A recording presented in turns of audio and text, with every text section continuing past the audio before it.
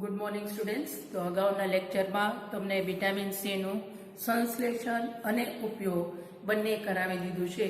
આજે આપણે ફરીથી રીકેપ કરીને જે અગત્યના કાર્બનિક સંયોજનો છે 12 ને 12ની તમને બનાવટ અને ઉપયોગ કરાવી દીધું છે.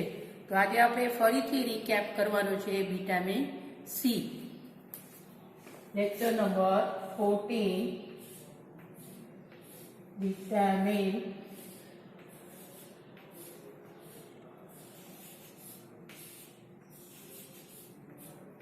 Vitamin C.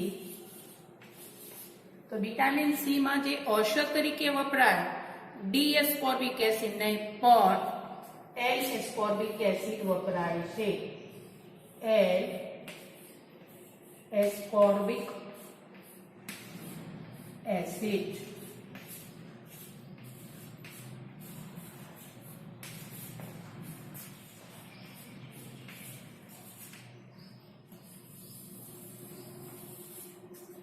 એસ્કોર્બિક એસિડ અથવા એમાં જે OH સમૂહ છે ડાબી બાજુ હોય અને હાઇડ્રોજન પરમાણુ છે જમણી બાજુ હોય.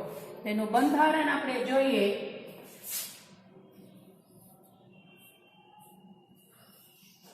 એમાં 6 કાર્બન આવે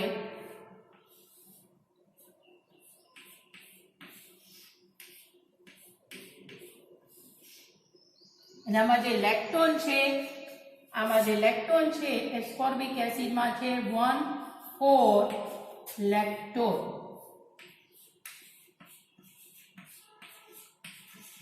1,4 લેક્ટોન એટલે પહેલા કાર્બન અને ચોથા કાર્બન વચ્ચે ચક્રીય એસ્ટર છે.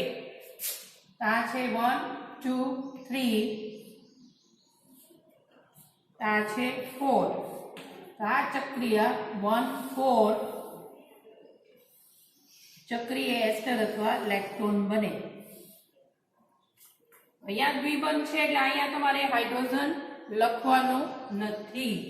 જ્યાં હાઇડ્રોજન હોય અહીંયા આ બાજુ છે OH. અહીંયા OH છે એટલે અહીંયા આવશે હાઇડ્રોજન. જ્યારે બી બંધારણ લખો તો કાર્બન બની લેજો. અહીંયા આવશે CH2OH. આ છે વિટામિન સી નું શું છે બંધારણીય સૂત્ર. બંધારણ અથવા બંધારણીય સૂત્ર.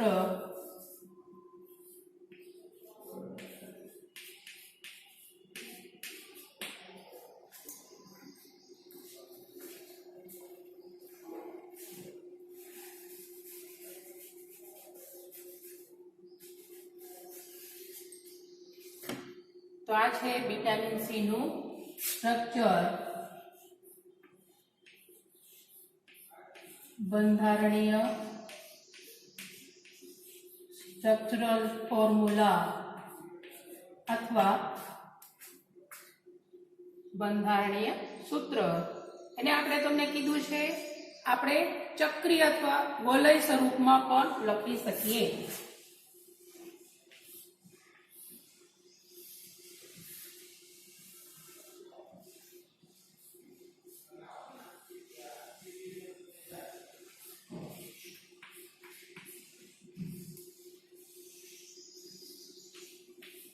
આ કાર્બન થાય 1 2 3, આ છે 4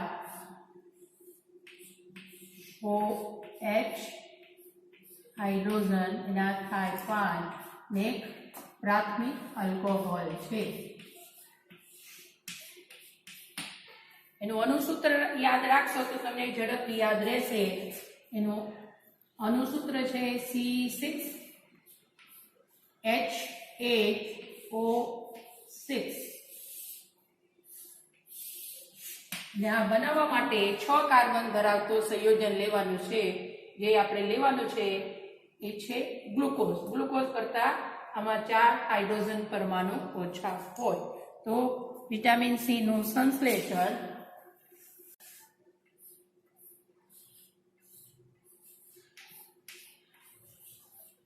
વિટામિન સીનું સિન્થેસિસ અથવા સંશ્લેષણ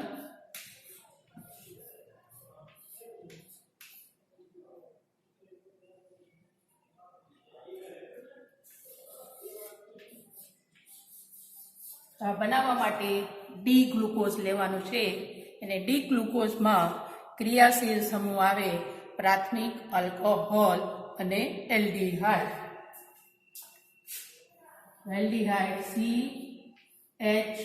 CHO આ બાજુ હાઇડ્રોજન હોય તો આ બાજુ OH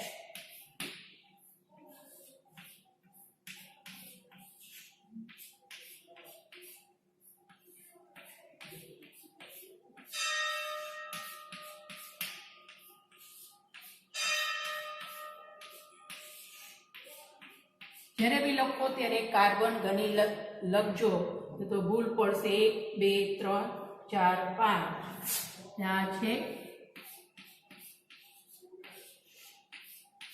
6 એલ્ડિહાઇડ અને પ્રાથમિક આલ્કોહોલ બંને સમૂહ હાજર છે અને આ બધા છે દ્વિતીયક આલ્કોહોલ આ છે ડી ગ્લુકોઝ તો સૌપ્રથમ ડી ગ્લુકોઝનો ઉદ્દીપકની હાજરીમાં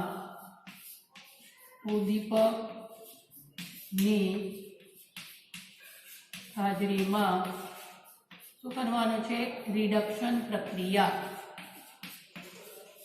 આ રિડક્શન પ્રક્રિયા ધાતુની હાજરીમાં કરવાનું છે નિકલ કોબાલ્ટ અથવા ક્રોમિયમ તો જ્યારે કરીએ આ જે એલ્ડિહાઇડ સમૂહ છે એ પ્રાથમિક આલ્કોહોલમાં રૂપાંતર થાય ફેરફાર ખાલી આ સમૂહ પર કરવાનું છે આની જગ્યા એટલે કેટલા હાઇડ્રોજન પરમાણુ ઉમેરવાનું થાય 2 હાઇડ્રોજન એક કાર્બન સાથે અને એક ઓક્સિજન સાથે એ ડી ગ્લુકોઝમાંથી ડી સોર્બિટોલ બને છે આવશે CH2OH બાકી છે એમને રહેશે એમાં કાંઈ ફેરફાર કરવાનો નથી HOH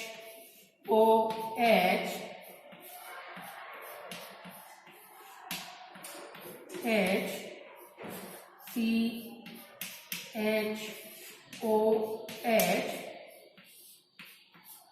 બાકી છે એમને એમ લખવાનું છે 1 2 3 4 5 તો આ છે 6 એટલે CH2OH એટલે ડી ગ્લુકોઝમાંથી ડી સોર્બિટોલ બને ડી સોર્બિટોલનું જ્યારે એનું 180 ડિગ્રી એનું પરિભ્રમણ અથવા એને રોટેશન કરીએ તો આ જો પહેલો કાર્બન છે શું થશે છઠ્ઠો કાર્બન બને અને છઠ્ઠો કાર્બન છે પહેલો કાર્બન બને એટલે આ છે નીચે આવે ને આ ઉપર જાય આ જે સમૂહ છે ક્રિયાશીલ સમૂહ એમાં ફેરફાર થાય 60 ડિગ્રી પરિભ્રમણ રોટેશન કરીએ એટલે ડી માંથી શું થશે એચ તો આ જે C1 છે આનું રોટેશન કરીએ આ બની જાય આ C1 છે એ શું થશે C6 બને અને આ જે છે ઉપર જાય અને આ જે C6 છે C6 શું બની જશે C1 રોટેશન થી એટલે આ નીચે આવે આ ઉપર જાય એમાંથી L સોર્બિટોલ બને એટલે શું થશે CH2OH આ સમૂહ છે આ બાજુ આવે એટલે અહીંયા આવશે HOH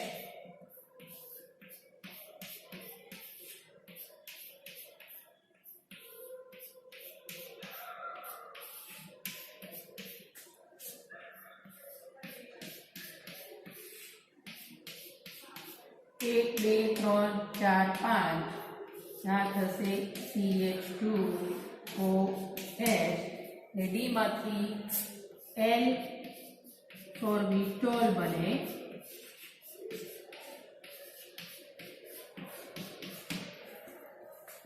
આ તમારે સ્ટેપ ન લખવું હોય તો ડાયરેક્ટ આપણે પરિભ્રમણ લખીને આગળની નિપજ લખી શકીએ. આનું જ્યારે એસિટોબેક્ટર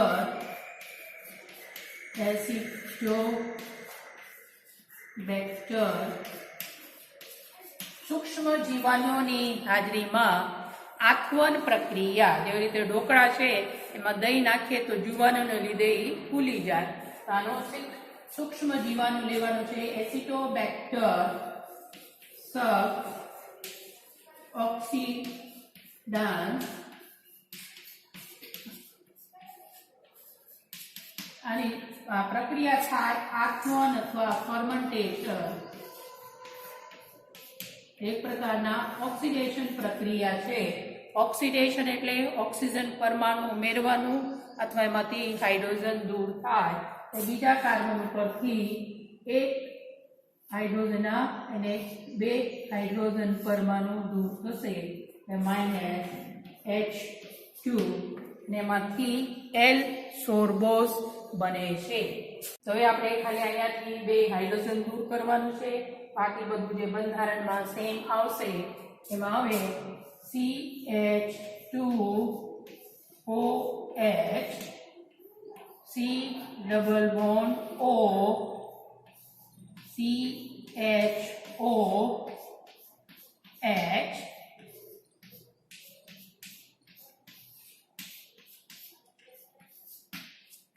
2 3 4 5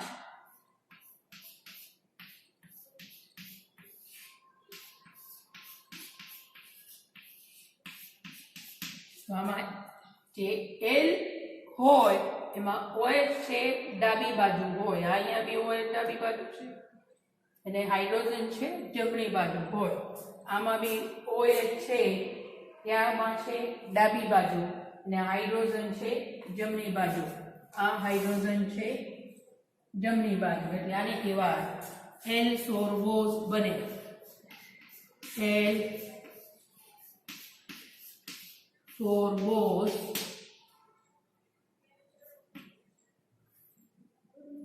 L સોર્બોસ બને. પછી સાંદ્ર નાઇટ્રિક એસિડ અથવા અલ્કલાઇન કેમેનોફોર વડે સાંદ્ર નાઇટ્રિક એસિડ અથવા આલ્કલાઇન કેમેનોફોર વડે શું કરવાનું છે? ઓક્સિડેશન. ઓક્સિડેશન કરીએ તો આ કાર્બન છે એના પ્રાથમિક આલ્કોહોલ છે એ કાર્બોક્સિલિક એસિડમાં રૂપાંતર થાય. અહીંયા થાય COOH. બાકી બધું એમને એમ લખવાનું છે. HOH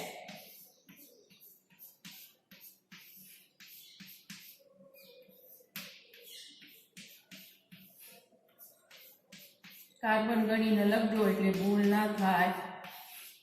6 જ કાર્બન લખવાનું છે. 1 2 3 4 5 6. આમાં બીજા કાર્બન ઉપર કીટો ગ્રુપ છે એટલે એને કહેવામાં આવે છે 2 કીટો. ને OH છે કઈ બાજુ છે? ડાબી બાજુ એટલે એને કહેવાય 2 કીટો. 2 કીટો L ગ્લુકોનિક એસિડ. ગ્લુકોનિક એસિડ. બરોબર. હવે આપણે બે પ્રક્રિયા કરવાનું છે. જ્યારે બી કાર્બોક્સિલિક એસિડ હોય અને હાઇડ્રોક્સી ગ્રુપ હોય તેમાંથી આપણે ચક્રીય એસ્ટર અથવા લેક્ટોન બનાવી શકીએ છીએ. બંધારણ ઉપરથી સાબિત થઈ ગયો છે કે વિટામિન સી માં જે લેક્ટોન છે એ ગામા અથવા 1,4 લેક્ટોન છે. હવે પ્રક્રિયા કરવાનો છે લેક્ટોનાઇઝેશન અથવા લેક્ટોનીકરણ લેક્ટોનાઇઝેશન અથવા લેક્ટોનીકરણ ને કરવામાં આવે છે ક્લોરોફોર્મ અને એસિડની હાજરીમાં આ પ્રક્રિયા જ્યારે આપણે કરીએ તો પહેલા કાર્બન ઉપરથી OH અને આ ચોથા કાર્બન ઉપરથી હાઇડ્રોજન જે લેક્ટોન બને છે કયા કાર્બન ઉપર 1 અને 4 લેક્ટોન બને છે એ છે 1 4 જ્યારે બી લેક્ટોન બને એટલે કાર્બોક્સિલિક એસિડમાંથી OH અને આમાંથી ચોથા કાર્બન ઉપરથી એક હાઇડ્રોજન H2O તરીકે દૂર થાય એટલે આવશે -H2O એટલે અહીંયા છે લેક્ટોન બને અથવા એક જ સ્ટેપમાં લખવું હોય તો પહેલા આવશે લેક્ટોનાઇઝેશન એટલે H2O દૂર થાય એટલે કીટો સ્વરૂપ બને અને પછી એનું સમઘટકતા લખવાનું છે તેમાં સમઘટકતા લખીએ સમઘટકતા બંને પ્રક્રિયા કરવાનું છે લેક્ટોનાઇઝેશન એટલે કે આ OH અને આ હાઇડ્રોજન એક અણુ પાણી ગુમાવે તેમાંથી લેક્ટોન ચક્ર બને અને કીટોમાંથી એનું ઇનોલ સ્વરૂપ લખવાનું છે એટલે એ મળે આપણને એનું સમઘટકતા આપણને મળે CO C double bond HO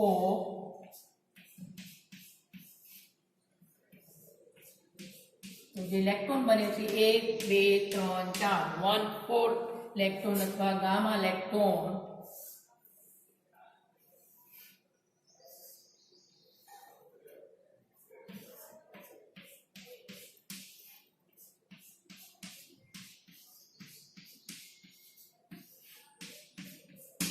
આ છે એસ્કોર્બિક એસિડ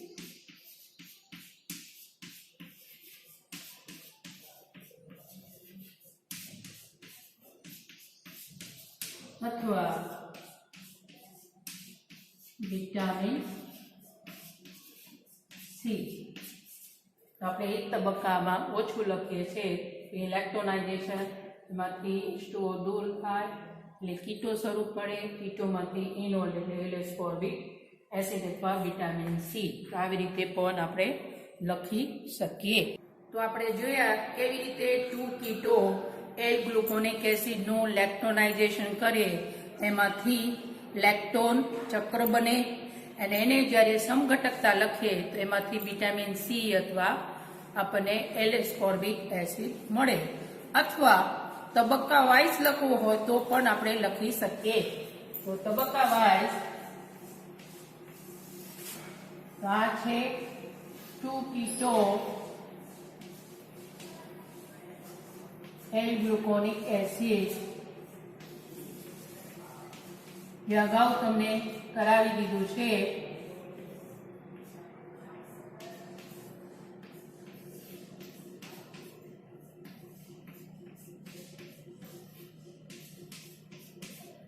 એક બે ત્રણ ચાર પાંચ આ છે 6 આ છે 2 કીટો L-ગ્લુકોનિક એસિડ બરાબર તો શું કરવાનું છે તબક્કા વાઇઝ લખવું હોય તો લેક્ટોનાઇઝેશન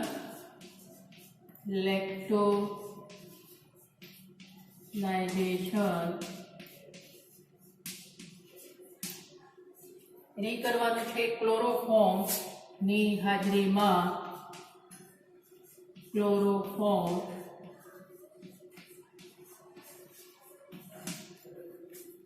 અને એસિડની હાજરીમાં લેક્ટોનાઇઝેશન કરીએ એમાંથી એક અણુ પાણી દૂર થાય જે લેક્ટોન બને છે વિટામિન સી માં એ ગામા લેક્ટોન અથવા આપણે કહી શકીએ 1,4 લેક્ટોન બને શું બને છે 1,4 લેક્ટોન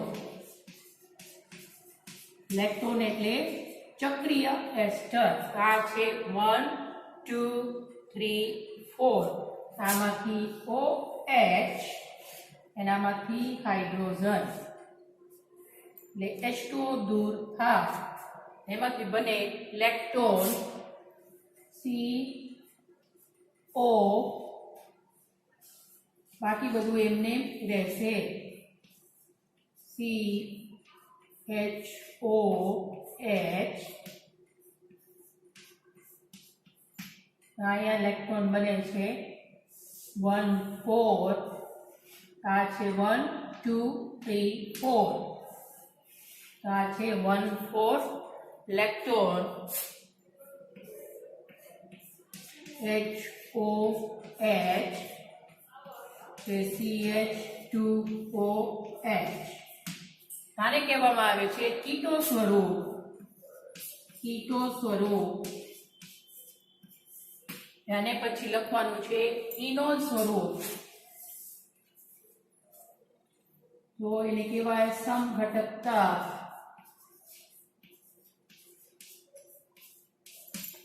કીટોનો ઇનોલ લખવા માટે આ કાર્બન અને ઓક્સિજન વચ્ચે અગાઉ તમને સમજાવી દીધું છે. અહીંયા આવશે આંશિક માઇનસ અને અહીંયા આવે આંશિક પ્લસ. એટલે આ ઓક્સિજન છે આ પ્રોટોન મેળવે, આ ઇલેક્ટ્રોનનું સ્થાનાંતર અહીંયા થાય એટલે આ કાર્બન અને કાર્બન વચ્ચે કીટો ગ્રુપ આવે.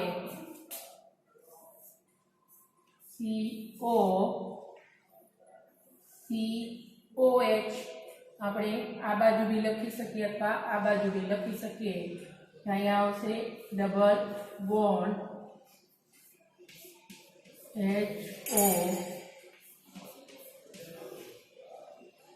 અહીંયા હાઇડ્રોજન લખતા નહીં, અને આ છે લેક્ટોન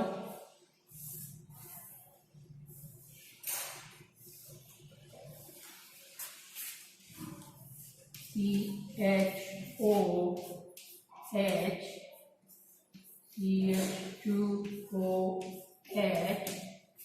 આ છે વિટામિન સી નું ઇનો સ્વરૂપ. આ છે વિટામિન સી અથવા એસ્કોર્બિક એસિડ નું બંધારણ.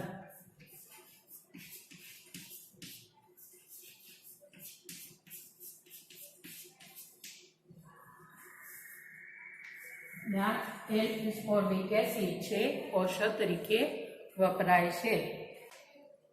તો આ સાથે તમને વિટામિન સી નું સંશ્લેષણ કરાવી દીધું છે.